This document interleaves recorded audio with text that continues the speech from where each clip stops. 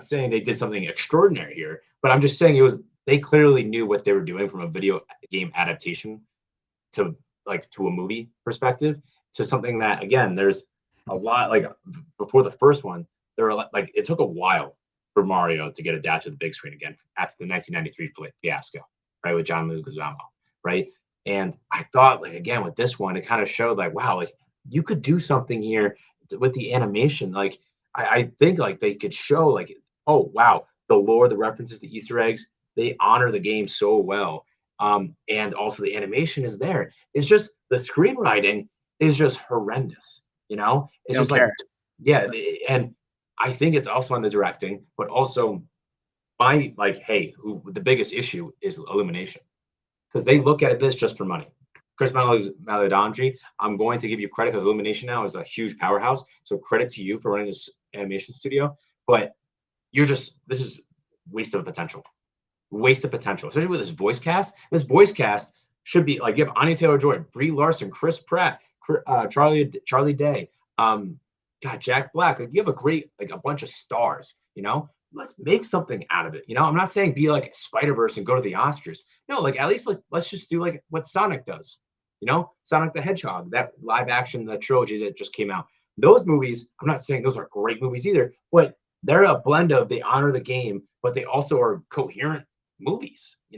These are just not. And it's just shocking to see the lack of care around it. They care a lot obviously about the adaptation, which is probably the most important thing to actually do, but to actually not care from the movie making perspective is wild. But then you look at it and say, oh, look how much they're freaking taking for the Minions, right? They're just like milking the Minions, right? There's no stories there. Like watching the Minions Monsters trailer before this, that was a joke of a movie. That's a joke of a movie. I can't believe they're just doing that for money, and that's what they're doing for Mario. The Minions one, that plot is like they're making a movie and they have to find monsters. That's like, you kind of expect that in the third animated movie of a franchise that's not exactly critically acclaimed. Like it's silly. This one, it's like there's so much lore to it and so much respect for like the video games. You could do something cool, but they're kind of deciding not to, and they're just deciding to use it as fan service and not anything more than that. So that's kind of frustrating, because they're able to take Spider-Man and make it into an Oscar-winning animated franchise. Why can't they do that for Mario? Like, why don't you take more love for the craft? And I think they're just okay with it looking cool, shooting colors across the screen. I think the choreography was pretty cool, especially what they were doing with Bowser Jr. with the paintbrush. That was sick. The power-up stuff, awesome. But then even the cool intergalactic stuff with, the Jigglypuff and like I don't know what they're called. They're like the Jigglypuffs for Rosalina. Pokemon. Like I love those guys. I love that. It's great. And I think the cast, I think a huge issue. I think the biggest issue with Mario, there's too many characters. I know enough, and I've seen enough superhero movies and IP movies to know what happens, why you have thinly written characters. There's just too many of them. And you're more concerned with appearances and cameos and fan nostalgia than you are with telling the story or a journey of one or only two of these characters. But you're like, we have to bring in Fox McCloud in this movie, cool character, but necessary? Maybe, not really. Issa Rae is the Honey Queen. Didn't even remember she was in this movie. Wart, Luis Guzman in this movie, but you've Yoshi added to this movie. There's just so much like character references that you can't even have a focused story. You just have those characters used to move the plot along, like a Fox McCloud. And you have an opportunity. Fox McCloud, there's so many like things that they plant seeds for and just never really follow through with. Fox McCloud and his team, that evaporated, and what a great Han Solo-esque type of character he is. Like they even hinted at like Fox McCloud maybe stealing Princess Peach from Mario. They couldn't even like expand on that. They couldn't even have a second line in the movie after the initial like jealous look that Mario gives Fox McCloud. There is no room for any character to actually have room to develop in these movies. You need to have, in my opinion, what needs to happen, instead of like deciding to like this does what a sequel does, you go to different parts of a universe, you explode, you add more characters, but now it becomes like so unfocused. This is like why IP sequels fail. Now you got to figure out, okay, we have all these characters. Let's do something with them. Let's not have all of them in the next Super Mario Galaxy movie. Instead, you tease like a new type of animation that you were having with Fox McCloud. Make a movie with Glenn Powell and Fox McCloud. Go do that, right? Don't have him come back for the third Super Mario movie. Then you add even more characters to such a crowded cast. Like actually expand the universe more than just, okay, 2 movies, but 100 characters. How about one spinoff movie and you take 2 characters with you? You know, they think about the ones they didn't even bring back for this movie. Donkey Kong, Diddy Kong, not in this. I love Toad from the first movie. Toad was barely in this movie, and he was so great in the first one. You know, Keegan-Michael Key, also an insanely talented voice actor. I don't even know how he does Toad, but I just think of all the opportunities and like great talent that you have. That's like you get it for 5 seconds and you don't see him for the rest of the movie. It's sad. You got to have branched off movies because it's just too much. Yeah, man, that was great. Everything you just said there with the world building, like with the sequelitis problems of sequels, right? Where you're trying to get bigger, this building out this Warner universe world building. You have to add more characters, but this was just way too crowded, and there was way too many hints at storylines that are big enough to tackle for an entire movie to be your focus. That just are one-liners in this, and that's just not how to make an effective, coherent movie. Right. And again, we're not saying this is supposed to be up for best animated feature at the Academy Awards. We just want this to be like Sonic, where it's passable, right? And then has some good action scenes, right? And then some good animations, right? But this wasn't passable. This just was not. And I had fun watching this because as a Mario fan, from just an animation standpoint, like I think that is successful, right? For this just to be like an action movie. And you know what movie franchise I thought of, Doc, while watching this one? Scotty Furious, cover your ears. Oh no. Furious. I thought of Fast and Furious in this one. Especially later Fast and Furious movies. That's what I mean. Like, but this is only the second one. You know, that's a huge problem. They knew what they had after the first movie when it made $1 billion and the reviews weren't great. They were like, okay, you can go one of 2 different ways. You can either go, okay, now let's take our time with the sequel. We know it's going to make money, but let's make it a better movie. Or you say, let's get the next one as fast as possible. You know, let's add as many characters as possible. Let's make it as nostalgic as possible. And it seems like they went that route and kind of suffered actual quality. Yeah, exactly. And I think again, this is on Illumination. Really, Chris Meledandri, like this is their biggest, like with the Minions / Despicable franchise. This is it, right? Shrek is right after that now, right? I would just say, like, if you really are money hungry, you said it yourself. There's way too many characters in this movie. You could have multiple different movies, and then you have like a Avengers type meeting. You know, that's what we kind of hinted at when the first. We started off with Avengers. And it's like we moved from the end of Phase 1, and now you got to go back to the beginning of Phase 1. You could have done a Mario movie, a Luigi movie, like Luigi's Mansion, like Donkey Kong.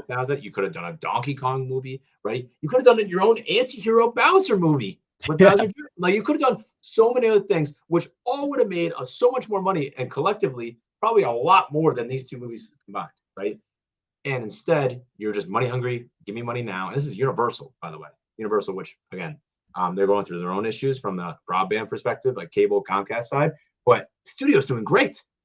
The studio is doing phenomenal, and it's like Donna Langley, like it's what they're doing on the movie side is phenomenal. But this is an Illumination issue within Universal where they don't care about quality, and that's just offensive to me. But then again, it's for the kids. The kids are gonna love this movie. They love the Minions. There could be 10 of these movies. They could all be the same crowded, thin movies, but as long as they look pretty good and they're fast, kids are gonna love them. Yeah, I couldn't agree more. I think Yoshi is going to be a phenomenon, you know, for kids after this. And you can't have Yoshi with their own movie, but I mean, Illumination is probably like, yes, we can. Or a series, you could do a Peacock series. But like Yoshi, like I think of Illumination, like Minions can't even speak, and they're on their 3rd movie. You know, like they might be saying, I can even make a movie about Yoshi, but it should be a Luigi and Yoshi movie. You know, that's what it should be. You know, that would be great. And actually, Luigi gets some love in the Nintendo franchise. It's kind of bullshit how he's treated here. But even Charlie Day, he's so talented, and he's getting shortchanged here. But Fox McCloud, great addition, Han Solo-esque. I thought Good retro like flashback. that's what I That was was also really good. I was gonna add to it. That kind of reminded me when we saw the Toy Story 5 trailer and like Pixar's used to this look, but at the beginning of that Toy Story 5 trailer, it has like watercolors in the background, almost like Spider-Verse influence. When you go to like that Spider-Gwen world that has like the watercolors and things like that. This one is like Illumination's known for that look, you know, the Minions, the Despicable Me, the Super Mario. Then they decided to do something different. It's like, okay, what if you did a movie with that type of animation? You know, that's like something on the table now. Cool. Yoshi, him, like Fox McCloud, Rosalina, such a good opening scene. I had hope for the movie after the opening scene because I'm like, oh, she is a badass bitch. Like she is going to be awesome. She is more powerful than Princess Peach, and with her, they have the power of Cosmo and everything like that. Yet another underdeveloped storyline, but this was supposed to be such a built-up character. Like it was like hyped up. It's like they marketed the first teaser around this character, and she has maybe 5 minutes of screen time the entire movie. She shows up for the first 4.5, and then shows up for the last, 30 seconds of the movie. I just thought that was going to be a bigger character, especially with the big deal that Brie Larson's playing the character, and right out the window, like it didn't even matter. That's like what happens in this franchise. And that's another big storyline it's about sisters, right? And it's about like growing up and not having parental figures. And that's why I mentioned the Disney Pixar. Like they like past, I don't know, 10 years, they've been really leaning into like deeper themes like Disney / Pixar, right? Think of like Encanto, think of Frozen, even the later stages of Frozen, or like Pixar Onward, right? Turning Red. Like they've been really going into these emotional emotional movies, right? Universal / Illumination with this movie, they hinted at those, but they never actually went in on those. And I'm not saying that's what you want to do, but don't do these throwaways storylines that have these deep meanings and emotional beats, and then just have them mean nothing. Like stay with the kids element, or let's go into that. We cannot be like zip zap, Michael Scott meme, and decide, hey, we're going to do one thing or we're going to do the other. We can't be doing that, and especially can't be doing that with like 5 different storylines. And this movie, as we move towards the end of this, we're going to give scores in a sec. This made what? Over 300. It made over 300 million, right? And its opening weekend, it was like 370 or something like that. It was insane. Oh, worldwide? Yeah. That sounds about right. It's going to get close to what the first one did domestically. So the first one domestically did 204 in a 3-day window. This one in a 5-day window, including Tuesday, Wednesday, or Wednesday, Thursday, is going to do around 200. It seems. Okay, so it's performing domestically lower than the first movie, but I think worldwide it's like the fourth biggest weekend ever for an animated movie. Is that, did I see that? Wild. That sounds about right. It's still tracking to make $1 billion. Yeah. So I bet it will. And I bet we're going to get a third one. But I think the direction of the franchise should be we go off into like different stories. We didn't get Donkey Kong for an entire movie. He gets like an entire sequel. Let's give him his own movie. Fox McCloud, you tease how good Glenn Powell is as the character. Give him his own story, reuniting with his old crew. They already set the seed. They planted the seed for it. You planted seeds all over the place. You could have a Princess Peach and Rosalina movie. Them, Power Cosmos together. Boom. You see, they literally can create planets. Mario and Luigi, they'll get the third movie. I assume it's going to be more honed in and focused on them and their brotherhood, hopefully, but there's so many opportunities on the table.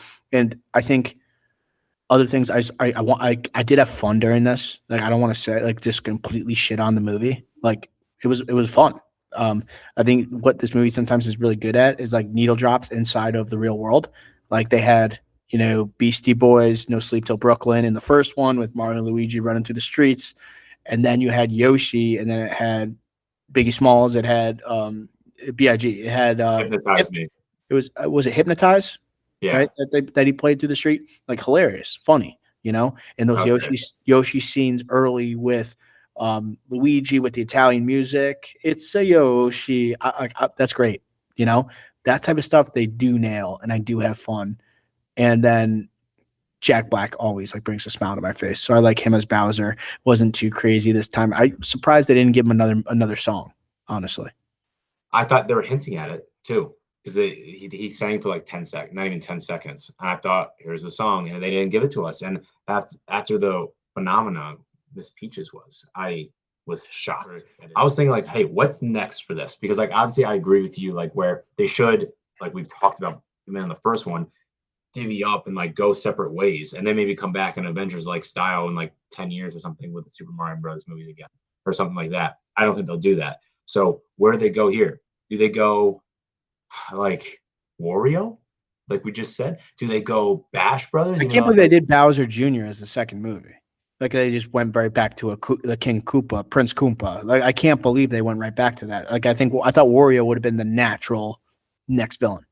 yeah, and maybe that's one where if you go Wario, then you could kind of focus on Mario and Luigi more again. Maybe we could do that.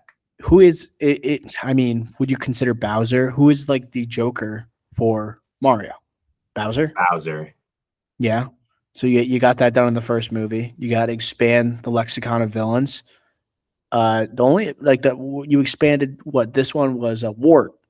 Wart came into the scene, but that's Luis Guzman. He's not cutting it for as a main villain. I think it's Wario. That would have to be it. Yeah, I think that's fair.